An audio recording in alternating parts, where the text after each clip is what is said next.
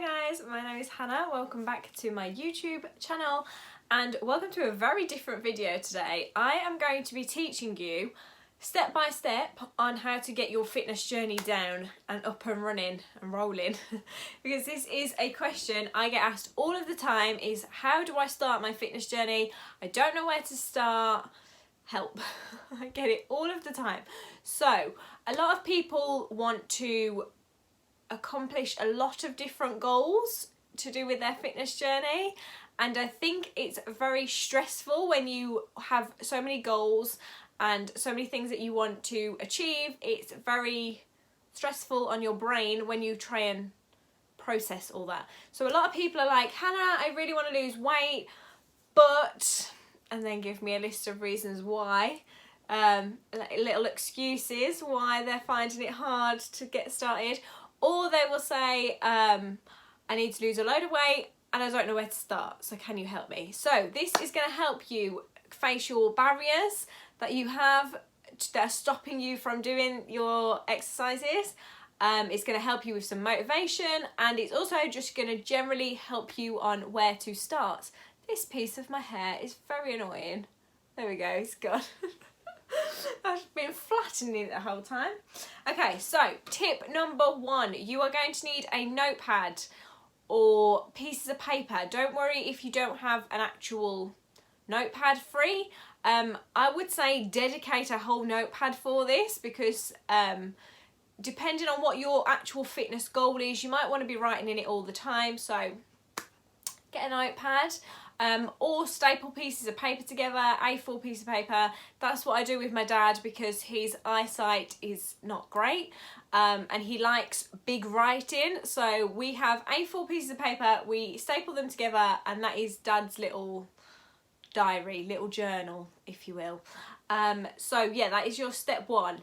Now, you can get as creative as you want with this. You can have different coloured pens for different topics in the book, or you could just stick to, you know, a black or blue pen.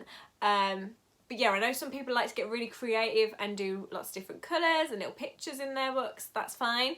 Get as creative as you want. Remember, this piece of paper, this book is literally your pot of gold. Like, this is what is going to help you with your fitness journey. So you need to make it look aesthetically pleasing for yourself, because otherwise you won't want to write in it. So pick a nice book. Use some bright colours. Everything that's going to stimulate your brain to make you use it more, do it. Okay, once you have picked your book and your pens, you made it look all pretty, this is the first thing you are going to write in your book. So you're going to write your name, and then you're going to write your fitness journey.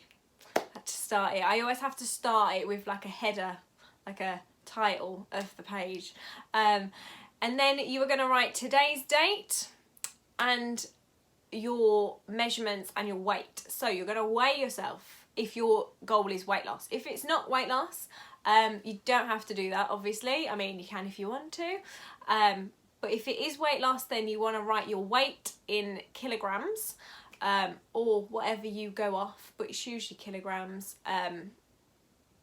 or stone and pounds. That's probably the most common way to do it. So you can write how much you weigh in stone and pounds, and today's date, so the day that you weighed yourself. So not the day that you're writing in the book, the day that you actually weigh yourself, and you want to write down the exact time you weighed yourself. So that sounds really silly, but exactly the exact time you're going to need. Then once you've done that, if your goal is weight loss or to define muscle or different things like that, you might want to measure yourself as well, because with weight you are going to see results quicker in measurements than you will the actual scales. So you might want to do some measurements as well with a tape measure. There is a technique of doing it correctly. So you want to make sure you are measuring your hips and your waist, definitely. And then you can do things like your chest, your arms, your legs if you want to, but definitely your waist and your hips. And the way that you do this correctly is to get a tape measure, a fabric one, obviously not a metal one. You want to put your finger on your belly button and hold the end of the tape measure there. And then if you have somebody else in your house, this is really good to do. get them to hold the other end, and you're going to spin yourself into the tape measure. Because that's going to give you the most accurate reading. And on your hips, you are basically going where your pant line is. So on your thighs, you're going to hold it there, and then again spin into it if you can, if you've got somebody to help you. If not, then that's where you start. Your belly button and the side of your leg on your hip. And you can just do it yourself. So you want to make sure you've wrote those down with today's date, the day you weighed yourself and measured yourself, and the time that you did all that. Okay, once you've done that, I've got it all wrote down so I don't forget anything for you. Okay, so you've got your basics, you've got your stats. Now we need to actually get going on how we're going to achieve these goals. So the third thing you're going to write is your goals and your like dreams, like what you want to actually get out of this fitness journey. Now, when I say your goal, people will tell me, I'll be writing like, what is your goal? And people will say to lose weight. Well, that's not specific enough. You need to be really specific with these goals. So you need to be specific. You need to tell me exactly, if you're weight loss, how much you want to lose weight. Like how much weight you want to lose. That might not be your goal. Your goal might be a flexibility goal. So it would be maybe to do the splits, whatever. So whatever your goal is, if you've got a few goals, then you're going to need to do this a couple of times. But try and stick to your main goal, like your biggest one for now. Then you're going to make sure it's actually measurable, so you can measure it. And by that I mean, so you're going to say, okay, so every 4 weeks I'm going to do a weigh-in and I'm going to re-measure myself.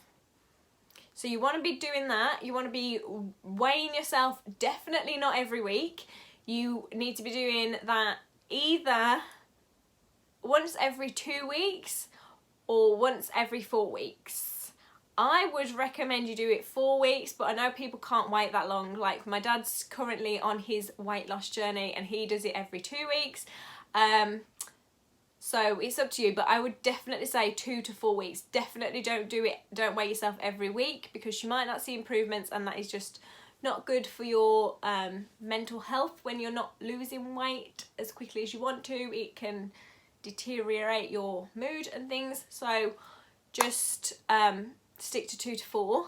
So that's what you would write for measurable. I'm going to weigh myself every 2 weeks or every 4 weeks.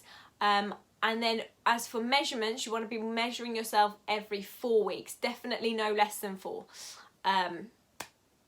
So yeah, and if your goal is strength or building your muscle up, then you might want to say, I'm going to measure myself every 4 weeks. Different things like that. It depends what your goal is, but try and give yourself a measurable factor of the goal. Then you want to make sure it's an actual achievable goal. So you don't want to be saying that you want to lose like 13 stone in 4 weeks, because that's never in a million years going to happen. You need to make sure it's actually achievable. So don't give yourself a massive goal. Give yourself a smaller goal and then a bigger goal at the end. Just make sure that it's an actual achievable goal and a realistic goal as well. So like I said, you don't want to be going too extreme. Make sure it's achievable and it's a realistic one, so it's actually going to get achieved eventually. And then you want to say, you want to give yourself a time frame. So I'm just sticking with weight loss because that's the biggest one that I get a lot, is weight loss. So we're sticking with weight loss, but obviously this can be for anything, like I said, flexibility, muscles, whatever. So you want to do that by when? Like you need to give yourself a time. Now, doing that in a couple of weeks, if you're trying to lose a lot of weight, that's no good. You need to think longer term. You need to be thinking end of the year. Give yourself a whole year if you can. Remember, it's not a quick fix, it's a lifestyle change. So try and give yourself a little bit longer than you would want to, just so you can actually enjoy this process and process the process. It's, like I said, it's not a quick fix, it's a lifestyle. So you need to build yourself up gradually. Don't all go guns blazing in the deep end. Yeah, so nice and chill with all of that.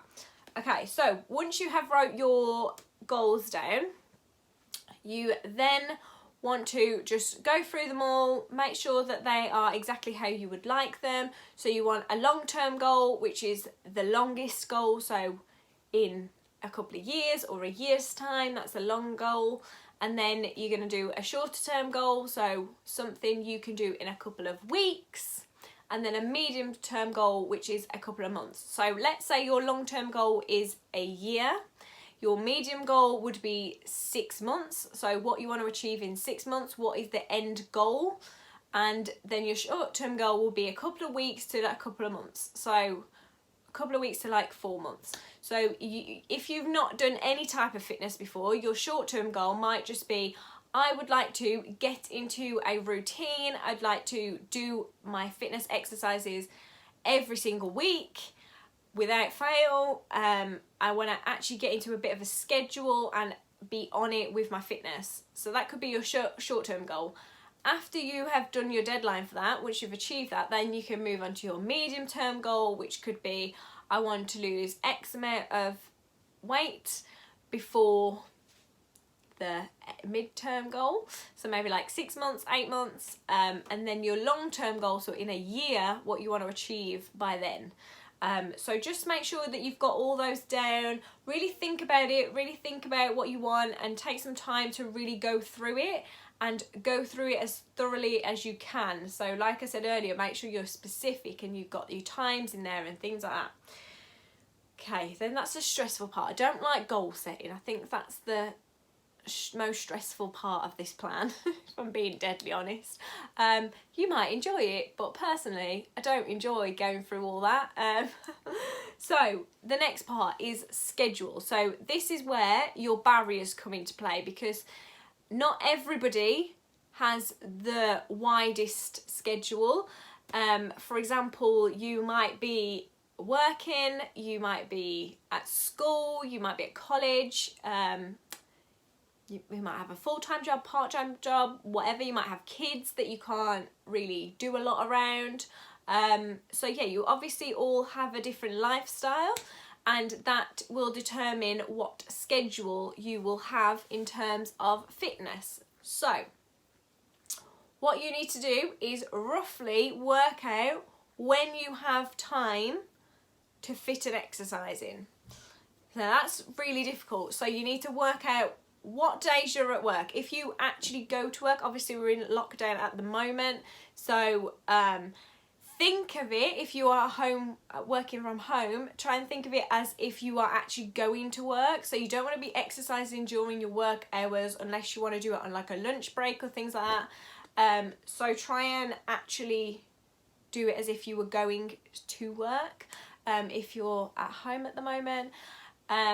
And yeah, just try and kind of like work out where you can do it. If you are homeschooling, maybe you could do it with your children. Maybe that could be like their like PE lesson, and you can do work out together that day. Maybe try and work it out. Try and do it Monday to Sunday, and then give yourself a rest day in the between. You might not want to do every single day, obviously. You might want to do a couple of days a week. You might only be able to do it a couple of days a week. Find out your gaps in your day, in your week.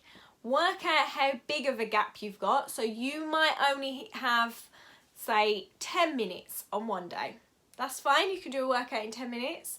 You might only have 5 minutes. But you might have days where you've got half an hour free, or 45 minutes free, or an hour free, which is where you can do a bigger workout. So just kind of like work it all out, jot it down, what days you have free, how long you've got free in that day, and that's it. You don't need to plan your workouts yet. You just need to kind of roughly know what days you can do, and write it for every day. So obviously you don't have to work out every single day if you don't want to, but do it for every day. So on a Monday you have half an hour free in the afternoon. On a Tuesday you have half an hour free on the night time, for every day. So then when you come to actually planning your workouts and things, you know exactly what you have on what days roughly. Obviously every week is different, but just a rough idea of when you can do them, and make sure you write the times of that down as well.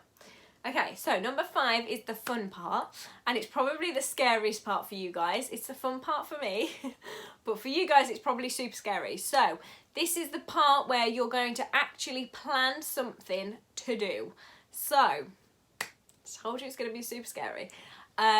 So what you want to be doing, obviously at the moment everything is online. We're in full lockdown here in the UK, but depending on where you are in the world you might not be.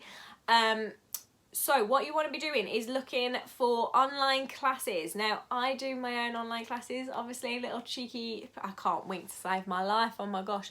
There we go. Little cheeky plug there. I do 4 classes. I'm going to be doing 4 classes a week. I do a club size class, a whole body workout, a legs, bums and tums, and a stretch class a week. So if you want to join any of mine, I'm going to link them in the description with my Facebook page link, so it's all on there and all the prices and times and things. But obviously you don't have to choose me. You can look for other people online. Try and join a live class because it's better for your well-being, it's better for your mental health. It gets you engaged, it gets you actually doing something, and it keeps you motivated because you've actually got to join it. So I definitely recommend like a live sort of class or a workout. Or you can book personal training sessions. Again, I do them. I'm going to link my Facebook page in the description. And if you want to book a PT session with me, then you are more than welcome to. But yeah, try and have a look at what you can do. You might hate online classes and things like that, and that's just a big no for you. So maybe you could go for a walk, find a local being the key, we don't want to get a fine, a local spot to go for your walk or a run or a bike ride, anything that you can think of. You might want to do YouTube workouts, anything that you can think of. Obviously when things are back and running, you might want to start looking at actual classes that you can physically join face to face, or in-person PT sessions with a private personal trainer like myself, or joining a gym, things like that. But try and do it for now, so as if you're going to start it next week, and find out when things are happening. So for instance, if you wanted to join a fitness class, message the person who's running that class, find out how you book on, how much it is and how often you can do that class, and book yourself in for it. So with scheduling, like I said earlier, it's really important that you try and book yourself onto things, because that is going to keep you motivated, because generally we are good humans and we don't want to let people down, so you will feel obliged to join that class if you have booked yourself on for it. And what I will say is try and pay in advance, because if you've already paid for it, you are most likely going to have to do it because you don't want to lose the money. So yeah, try and book a live class or a PT session or anything like that, and book it in advance, pay for it, get it out of the way so you can actually join it and get motivated to do it. And then obviously if you like it, you can book on every single week then, and then that's just taken a day out of your exercise, so it's brilliant. Okay, the next thing is we are going to write a list of all of your weaknesses. So again, super important one. So what you want to do is you want to write everything that you find that's a weakness for you that's going to stop you from achieving your goals. So for instance, it might be having too many treats. We're all a bit guilty for that one, I think. Or things like you've got no motivation, or you are finding it hard to do an exercise after you finish work and things like that. So you want to write a list of everything that is your weakness and is going to stop you from doing your fitness routine, and then you're going to write a list of how you are going to accomplish those weaknesses, how you're going to get rid of them. So for instance, if you are snacking too much, then things you can do is obviously not buy as many snacks.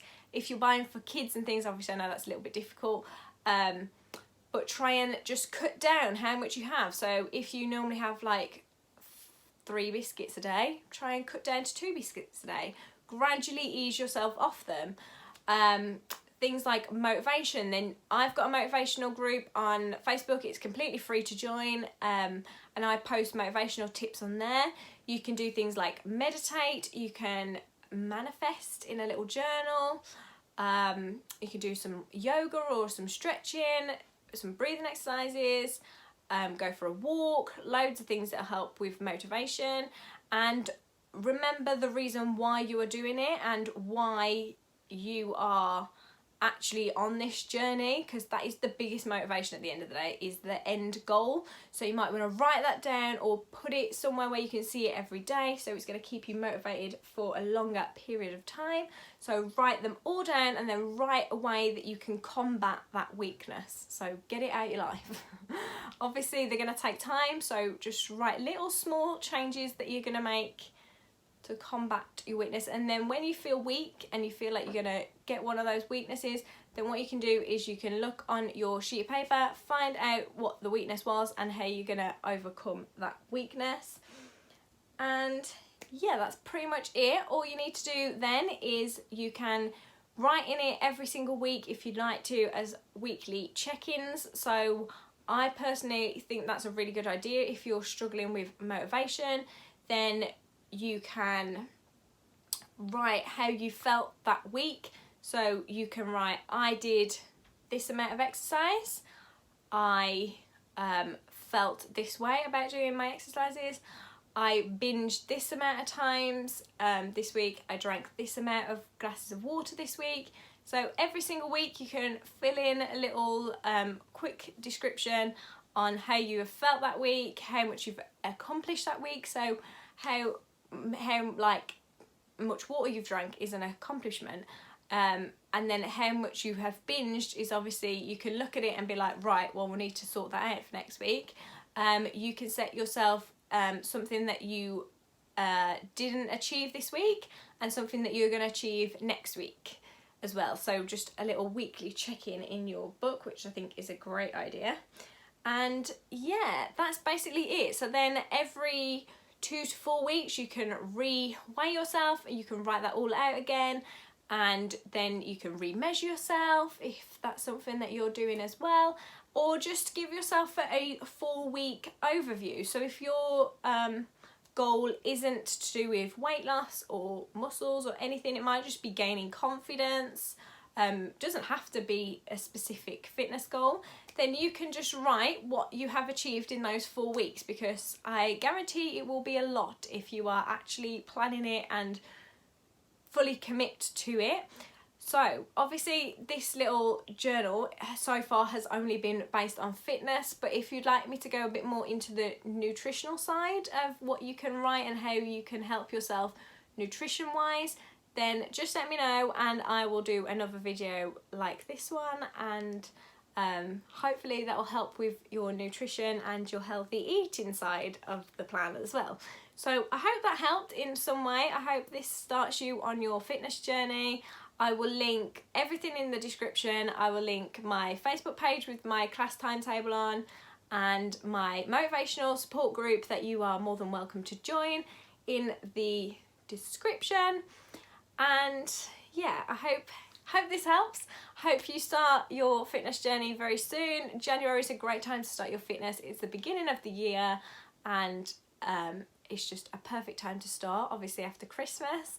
So I hope this helps, and I hope you will join me in my next video. So like the video if you enjoyed it, and comment if you would like a nutritional part, and don't forget to subscribe, and I will see you very soon. Bye guys.